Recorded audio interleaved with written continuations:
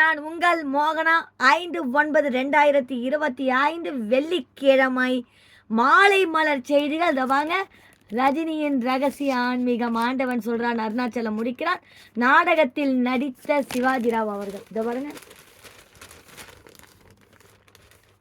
நேத்தினுடைய இதுதாங்க இது.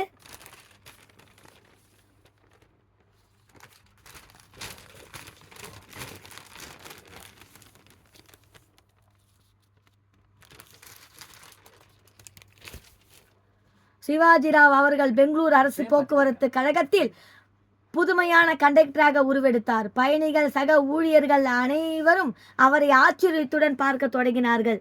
சிவாஜிராவும் கூட அது ஆச்சரியமாகத்தான் இருந்தது. தனக்குள் இப்படி எப்படி ஒரு மாற்றம் ஏற்பட்டது என்று சிவாஜிராவ் அவர்கள் பல தடவை யோசனை செய்து பார்த்திருக்கிறார்கள். ஆனால் அவருக்கு காட்சி கொடுத்த ராகவேந்திரர் அவர்கள் ஒவ்வொரு காலகட்டத்திலும் அந்தந்த சூழ்நிலைக்கு ஏற்ப அவரை கைபிடித்து வழி நடத்தினர் என்றுதான் சொல்ல வேண்டும். சிவாஜிராவிடம் இருந்த பிடிவாத குணங்கள் கொஞ்சம் கொஞ்சமாக மறைந்தன. கண்டக்டர் பணி அவரை சற்று நாகரிகமானவராக மாற்றியது. அந்த பக்குவம் மேலும் வலு பெற்ற போது சிவாஜிராவ் அவர்கள் அவனை அதாவது அனைவராலும் மதிக்கத்தக்க நிலைக்கு மாறினார். அதற்கு உறுதுணையாக இருந்தது அவரது ஸ்டைல்கள் தான். ஸ்டைலு தான், சூப்பர் ஸ்டைலு தான். சிவாஜிராவ் அவர்கள் டிக்கெட் கொடுக்கும் ஸ்டைலை எல்லோருமே ரசித்தனர். பெரும்பாலான பயணிகள் சிவாஜிராவின் டிக்கெட் என்று வேகமாக கேட்கும் ஸ்டைலை பார்த்து சிரித்து கொண்டே பயணிப்பது உண்டு. அவர் காட்டிய ஸ்டைல்களில் தலையை ஸ்டைலாக ஒரு உலுக்கி முடியை பின்பக்கம் தள்ளும் ஸ்டைல் அனைவரையும் கவர்ந்தது. சில சமயம் கையால் தலைமுடியை ஸ்டைலாக சரி செய்வதை பெண்கள் பார்த்து ரசிப்பதை சிவாஜிராவ் அவர்கள் உணர்ந்து மனதுக்குள் பூரித்து போய் விடுவார்கள். இது பற்றி ஒரு பேட்டில் அவர் மலரும் நினைவுகளாக கூறும்போது, எனக்கு எப்போதும் வேகமாக செயல்படுவதுதான் பிடிக்கும். வாழ்க்கையிலும் சரி, சினிமாவிலும் சரி, எதை செய்தாலும் வித்தியாசமாக வேகமாக செய்ய வேண்டும் என்று நினைப்பேன். இது நான் என் தந்தையிடம் இருந்து கற்றுக்கொண்ட பாடமாகும். நான் கண்டக்டராக வேலை பார்த்தபோது என்னிடம் இருந்த வேகம் என்னை அனைவரிடம் இருந்தும் வித்தியாசப்படுத்தி காட்டியது. இதனால் நான் கையில் விலை உயர்ந்த கை கடிகாரம் கட்டத் தொடங்கினேன். கழுத்தில் தங்கச் செயின், கையில் தங்க மோதிரம் அணிந்து கொண்டு பஸ்ஸில் டிக்கெட் கிழித்து கொடுப்பேன். ஒரு பஸ் கண்டக்டர் இவ்வளவு வசதியாக இருக்கிறாரா என்று பயணிகள் என்னை ஆச்சரியத்துடன் பார்ப்பார்கள். அது எனக்கு மேலும் மகிழ்ச்சியையும் சுறுசுறுப்பையும் கொடுத்தது என்று கூறியுள்ளார்.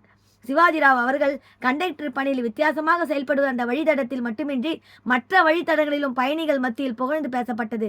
இதனால் சிவாஜிராவ் அவர்கள் இந்த பஸ்ஸில் கண்டக்டராக பணிபுரிகிறாரோ அந்த பஸ்ஸில் அதிகம் கூட்டம் ஏற தொடங்கியது. அவர் ஏற பஸ்ஸில் தான் நிறைய பேர் ஏறி ஒரு இது பண்ணுவாங்களா பார்க்கலாம். சிவாஜிராவ் அவர்கள் எதையும் கண்டு கொண்டது இல்லை. அவரது தனித்துவமான வித்தியாசமான ஸ்டைல் நாளுக்கு நாள் ஆர்ப்பாட்டமாக வளர்ந்தது. பெரும்பாலான பயணிகள் அவரது ஸ்டைலுக்கு அடிமையான நிலையில் சிலர் கட்டணம் போக மீதி பணம் கொடுக்க சில்லறை இல்லை என்றால் சிவாஜிராவுக்கு மூக்குக்கு மேலே கோபம் வந்துவிடும். பயணிகளில் யாரையும் வித்தியாசம் பார்க்க மாட்டார். சண்டை வந்துவிடும். தன்னிடம் சண்டை போடுபவர்களை சிவாஜிராவ் அவர்கள் பார்த்து வைத்துக் கொள்வார். மறுநாள் அந்த பயணி நிற்கும் பஸ் நிறுத்தத்தில் தனது பஸ்ஸை நிறுத்தாமல் ஓட்டச் செய்யும் வகையில் விசில், அதாவது டபுள் விசில் கொடுத்து ரைட் என்று சொல்லிவிடுவார். இதை கண்டு அந்த பயணிகள் கடுமையாக திட்டுவது உண்டு. ஆனால் சிவாஜிராவ் அவர்கள் சிரித்துக்கொண்டே கடந்து செல்வார். இப்படி கண்டக்டர் வாழ்க்கையில் சிவாஜிராவுக்கு ஏற்பட்ட அனுபவங்கள் ஏராளம். இத்தகைய சூழ்நிலையில் தான் சிவாஜிராவ் அவர்கள் வாழ்க்கையை பற்றி அமைக்கும் செயல்பாடுகள் அவரையும் அறியாமலேயே அவரிடம் வர தொடங்கின. இதைதான் ஆண்டவன் கருணை என்று சொல்ல வேண்டும். சிவாஜிராவுக்குள் இருந்த செயல் திறமையை பெங்களூர் போக்குவரத்து கழகம் பயன்படுத்த திட்டமிட்டது. அதாவது பெங்களூர் அரசு போக்குவரத்து கழக சார்பில் ஒவ்வொரு ஆண்டும் நாடகம் நடத்துவார்கள். அந்த நாடகத்தில் டிரைவர், கண்டக்டர்கள் மற்றும் பஸ் ஊழியர்கள் தங்களுக்கு ஏற்ற அல்லது பிடித்த வேடங்களை ஏற்று நடிப்பது உண்டு. சிவாஜிராவ் பார்த்தீங்களா, அவருக்கு நேரம் பாருங்க, எப்படிலாம் அமைது பாருங்க. அந்த ராகவேந்திரர் அருள் கொடுக்குறார். அந்த வேடத்தில் இவர் பாருங்க. சிவாஜிராவ் அவர்கள் கண்டக்டராக பணிபுரிய பஸ்ஸில் டிரைவராக இருந்த ராஜ் பகதூர் ஒவ்வொரு ஆண்டும் தவறாமல் நாடகத்தில் இடம்பெற்று விடுவார். நாடகத்தில் நடிப்பது என்பது அவருக்கு மிக மிக பிடித்தமானதாகும். ராஜ் பகதூர் அவர்கள் நல்ல சிவப்பான நிறம் கொண்டவர், உடல் கட்டமைப்பில் கொண்டவராக இருந்தவர். இதனால் அவருக்குள் நடிப்பு ஆர்வம் இருந்து கொண்டே இருந்தது. அந்த ராஜ் பகதூருடைய நம்பர் நாங்கள் வச்சுருந்தோம். சாரி, ராஜ் பகதூர் அவர்களுடைய அங்கிளுடைய நம்பர் ஏதோ ஒரு ஃபோனில் மிஸ் ஆயிடுச்சு. இதன் காரணமாக ராஜ் பகதூர் அவர்கள் சொந்தமாக ஒரு நாடக குழுவும் வைத்திருந்தார். அந்த நாடக குழு மூலம் அடிக்கடி அவர் நாடகம் போடுவது உண்டு. அந்த நாடகத்தில் அவர் தனது சக டிரைவர்கள் கண்டக்டர்களை பெரும்பாலும் நடிக்க வைத்தார். அதிகமாக அவர் புராண நாடகங்களை நடத்தி வந்தார். ஒரு நாள் மகாபாரதம் நாடகம் நடத்துவதற்கான ஏற்பாடுகளை ராஜ்பகதூர் அவர்கள் செய்து கொண்டிருந்தார். திடீரென அவருக்கு அந்த நாடகத்தில் சிவாஜிராவை நடிக்க வைக்கலாம் என்று தோன்றியது. சிவாஜிராவின் சுறுசுறுப்பான நடவடிக்கைகளும் எதை செய்தாலும் வேகமாக செய்யும் தன்மையும் அவரை ஏற்கனவே கவர்ந்து இருந்தது. அந்த ராஜ்பகதூர்னு சொல்றமே, அவர் அவ்வளோ மரியாதை மிக்கவர். யார்கிட்ட பேசினாலும் மரியாதையா பேசுபவர் அந்த ராஜ்பகதூர் அவர்கள். சிவாஜிராவ் அவர்கள் நடக்கும் ஸ்டைல் கூட ராஜ்பகதூரை காந்தமாக கவர்ந்து இழுத்து இருந்தது. அவர்கள் எனவே தனக்கு ஒரு சேத்திரம் நாடகத்தில் சிவாஜிராவை நடிக்க வைக்க முடிவு செய்தார். ஒரு நாள் பணி முடிந்ததும் அவர் சிவாஜிராவிடம் சென்று, எனது நாடகத்தில் மிக முக்கியமான வேடம் இருக்கிறது, அதில் நீதான் நடிக்க வேண்டும், ஒத்திகை எப்போது பார்க்க வேண்டும் என்று சொல்கிறேன், வந்துவிடு என்றார். எதை கேட்டாலும் சிவாஜிராவுக்கு அதிர்ச்சியாக இருந்தது.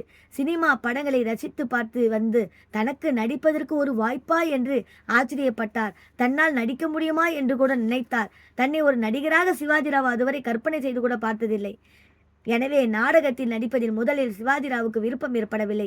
நாடகத்தில் நடிப்பதால் என்ன கிடைத்து விடப் போகிறது என்று சாதாரணமாக நினைத்தார். விருப்பம் இல்லை என்று சொல்வதற்கு பதில், எனக்கு நடிப்பது சரிப்பட்டு வராது, என்னை விட்டுவிடு என்று கூறினார். ஆனால் ராஜ்பகதூர் விடவில்லை. நாடகத்தில் நடித்தே தீர வேண்டும் என்று விடாப்புடியாக வற்புறுத்தி சிவாஜிராவை நடிக்க வைக்க சம்மதித்தார். இது பற்றி ரஜினி ஒரு பேட்டியில் கூறும்போது, ராஜ்பகதூர் மிக மிக யதார்த்தமாக செயல்படக்கூடியவர் அவர். அதனால்தான் அவனை எனக்கு மிகவும் பிடிக்கும். எங்களுக்குள் நிறைய ஒற்றுமை இருந்தது. அந்த ஒற்றுமையை ஏற்படுத்தியவர் நடிகர் திலகம் சிவாஜி கணேசன் அவர்கள் என்றுதான் சொல்வேன். பெங்களூர் தியேட்டர்களில் வெளியாகும் சிவாஜி கணேசன் அவர்கள் படத்தை நானும் ராஜ்பகதூரும் சேர்ந்து சென்று பார்த்து ரசிப்போம். சிவாஜி சார் எவ்வளவு அழகாக நடித்திருக்கிறார் என்று விவாதித்து கொண்டே இருப்போம். அதுதான் என்னை நாடகத்தில் நடிக்க வைத்தது என்று கூறியுள்ளார்.